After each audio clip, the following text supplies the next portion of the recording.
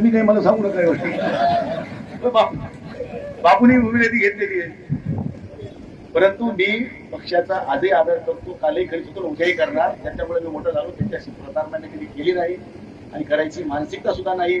परंतु शेवटी परिस्थिती काय काय निर्माण होईल ती उद्याची आज नाही सांगू शकणार. म्हणजे प्रश्नार्थ चिन्ह टाकून सोडतो. शेवटी राजकारण आता समाजकारणावर अवलंबून राहिलेलं नाही. आर्थिक निकषावर राजकारणाला मोठं आता बळ मिळालेलं आहे. मतदाराला सुद्धा वाटतंय की मला किती नगदी मिळणार आहे ते बघा. मतदानाच्या दिवशी मोठ्या मोठ्या परिवारातले लोक पैसे मागत होते, पण माझ्या घरात 7 मते बरं का म्हणून जाणीव करून देत होते.